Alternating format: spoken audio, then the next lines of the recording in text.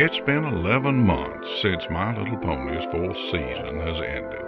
For many people, that doesn't seem like too much time, but for a brony, that's all the time in the world. Do you know how long it's been since I've seen fresh pony content? 329 days. That's almost a year. What's a man to do that long without fresh pony? Sure, some can spend time watching fan content or focusing on another fandom for a little while. Some were talking to other fans. But if the drought had lasted any longer, I was considering that bronies would start eating each other, and that the females would be the reigning rulers. Wasn't there a show about that in the 90s? But anyway, I was persistent in my waiting. And then, out of the blue, here we are. It's been a long time coming, but I'm hoping that this season of My Little Pony Friendship is Magic is worth the long, long wait for its survivors. Well, ladies and germs, it's that time again. A new season, a new beginning. It's got that new season smell, man. Breathe it in, why don't you? And this time the writers have chosen an interesting theme. Communist ponies. Do it.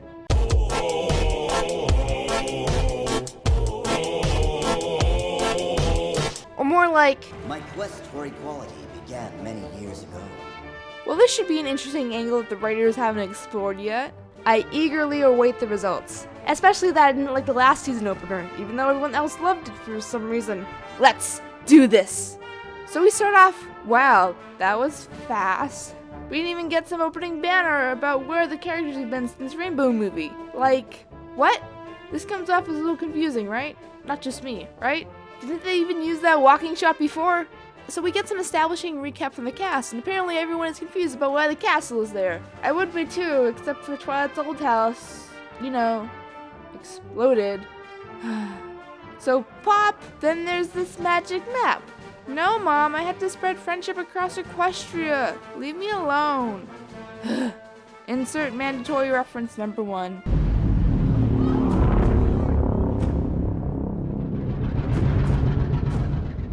What, their butts glow now? What are they, trying to sell toys? Oh, okay.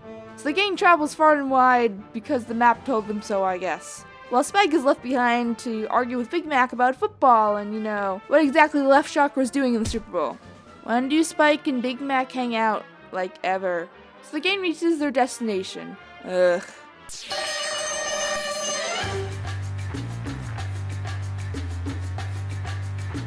the gang walks around. Everyone makes comments that the smiles of the townsfolk are unnatural looking. I'd agree with that.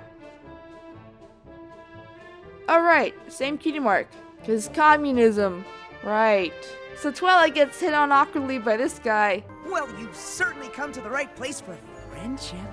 Ha! I need an adult, man. I am an adult.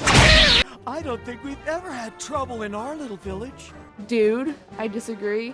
Yes, you got lots and lots of trouble. I'm thinking of the kids in the Knickerbocker, shirt-tail young ones, peeking in the pool hall window after school. You got trouble. And then we meet our villain of the evening, Starlight Glimmer. Well, she seems perky. Oh look, it's an awkward pony communist song. What? Also Angie, Lemon Pony, and Anna Pony. So just like the audience, everyone is confused about this song. I mean, what and how Starlight plans to make all this work, and why everyone is happy because of it. They start exploring the answers, basically. The cast ends up sitting down, talking about how they follow the map blindly. What the hell is going on? There's a muffin joke, I guess. Cough, cough. So Sugar Belle is confused about how the group easily resolve their issues, because she has a weird philosophy. Different talents lead to different opinions, which lead to bitterness and misery. Fear leads to anger. Anger leads to hate. So Applejack is like, we gotta get Pinky fat to go downstairs. Okay, Pinky, you better eat up, bitch. So, I have a really inappropriate joke here, but I'm not gonna say it. I'm not going to say it. And after that explanation, Rainbow Dash, on the other hand, is like, go fight the system, man. Man.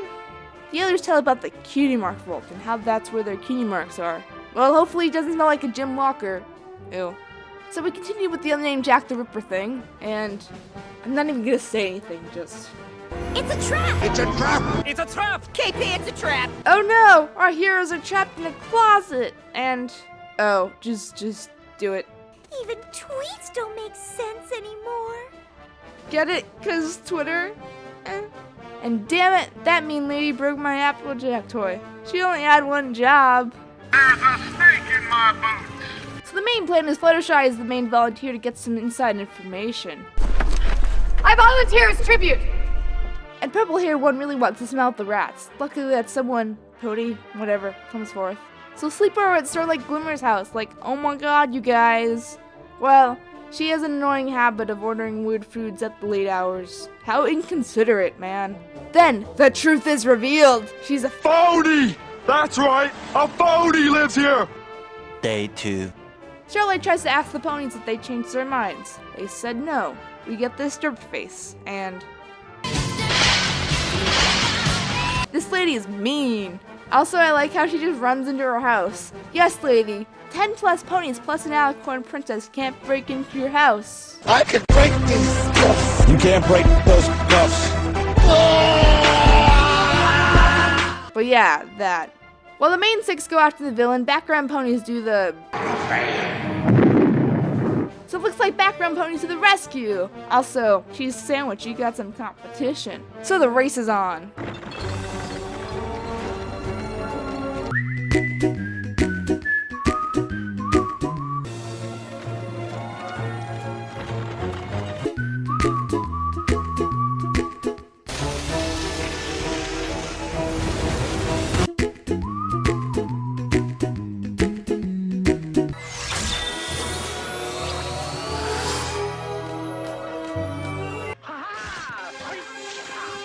So wait, Starlight was gonna kill them? Damn, she's a bitch. It's you who have taught us something. We all came to this village to search. What? I'm killing possible a lot. Leave me alone. So overarching plot established with the butt close. Everyone has a party. The end. Let's do this closing Clint Eastwood style.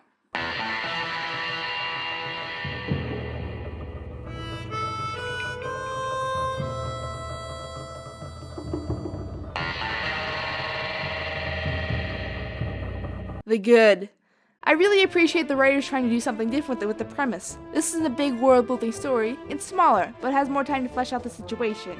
It has more complex plot than usual. I tend to like bigger stories, but how about some world-building with the slice of life on the side? Starlight is an interesting villain as well. She simply just wants control and wants to fight for that control. The plot itself answers one of the questions that's been looming. What do Cutie Marks contribute to the individual without them?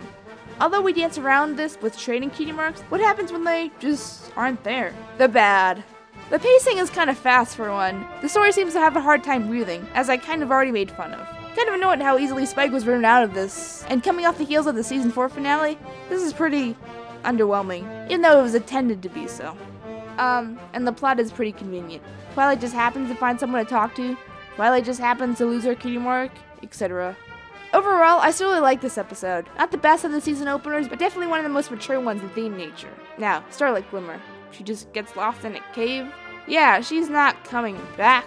Still, Sunset Shimmer, Twilight Sparkle, Starlight Glimmer. Something is afoot. Huff. Damn horse puns.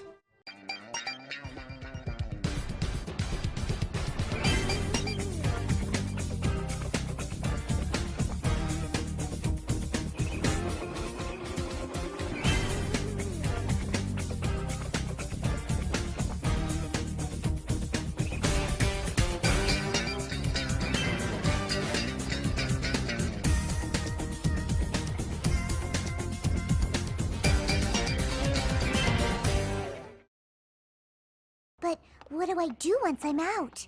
You've got to find a way to get our Cutie Marks back. Well, that may just work, actually. But you know what might work better?